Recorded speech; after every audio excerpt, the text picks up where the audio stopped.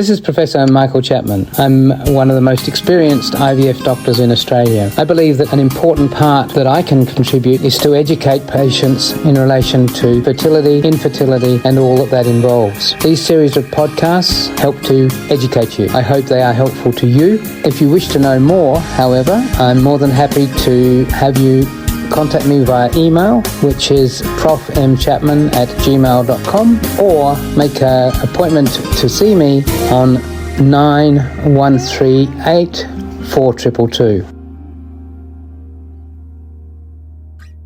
We go looking at other reasons why an embryo would be rejected by the mother. So there's a lot of stuff on the internet about immunology, and certainly the retention of an embryo by a human is actually quite remarkable, in the sense that half the genetic material of an embryo, i.e. from the father, is actually foreign to the mother. And if we put a foreign kidney in somebody, it's rejected unless we have immunosuppression drugs and stuff along the way. But nature lets this foreign material in an embryo survive. We still don't understand why and how it works. There have been theories for 100 years on the why. But there may be mechanisms that go wrong that cause rejection of an embryo on that basis, although the science for that, as much as it is in the internet, with Dr. Google pages and beyond, there is actually no scientific evidence to prove that it's an ongoing problem. But people give medication if they do all these fancy immunological tests and find one of them is abnormal. They'll give you steroids, they'll give you injections of infralipid. It's all a whole pile of stuff that scientifically randomized controlled trials have shown no difference. So that's immunology. I cross that off, although I do the test, because if I don't, someone will go somewhere else, I'll do them and know, oh, well, that's what the problem was. And the problem is that the next pregnancy, whatever you do, as I said earlier, 1 in 6 is still the odds when you go for your third pregnancy.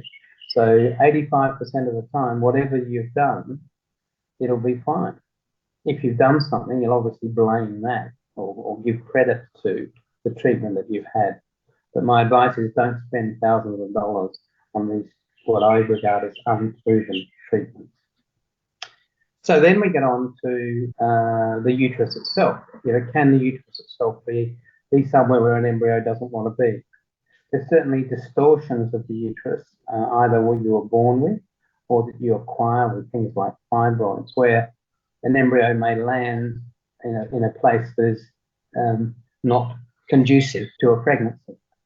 That the lining of the womb is thin, the blood vessels that need to form can't form, and therefore miscarriages occur. And so there is, and you can have scar tissue in the uterus after surgery, after a miscarriage, that can also contribute to that failure to implant properly.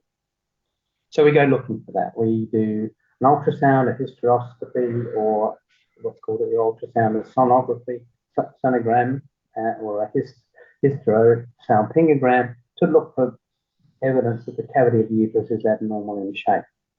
Generally, if it's related to scar tissue, we can deal with it. In relation to fibroids, we could be dealing with it if it's severe. In relation to genetic abnormalities of the shape of the uterus, again, surgery can help, but rarely we need to go that far.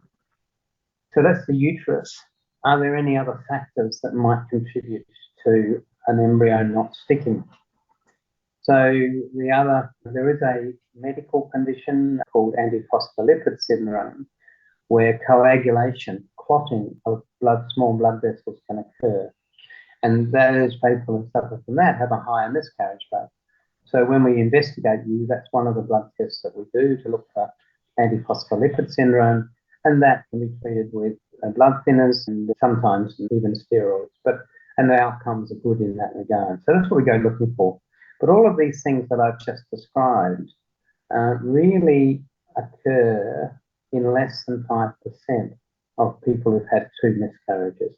So all of that investigation is mostly a waste of time.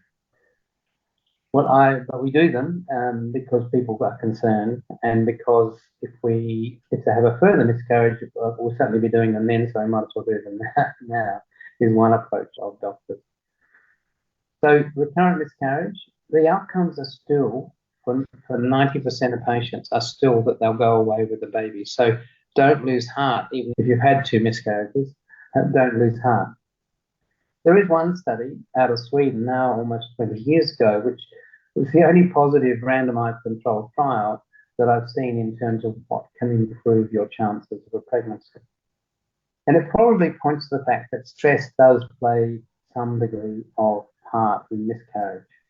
And what they did out of Oslo, I think it's Oslo, yes, it's a Norwegian study. What they did is that they had patients who had recurrent miscarriage, and they came from all around the country. And the patients who lived in the city were seen every week by a doctor or a nurse. Blood tests were done on a regular basis to watch the hormone levels. Ultrasound was done on a regular basis. Whereas those that lived in the country got none of that. And guess what? The baby delivery rate between the two was 63% in the country group who had no support versus 75% in the group who were looked after on a regular basis.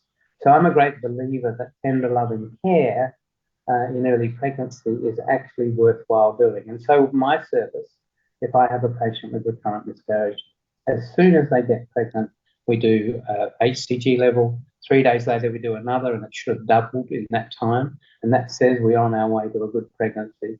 I scan you at 6 weeks, at 8 weeks, and 10 weeks, and have a service where if there's any spotting or bleeding or whatever you're worried about, you can come and see me. And with that, I think we can be very positive that the outcome is going to be better.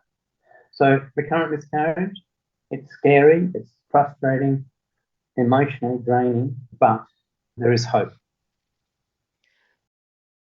And don't forget that you can access all the previous episodes by going to our website www.theivfjourney.com and select IVF Journey podcast from the navigation menu.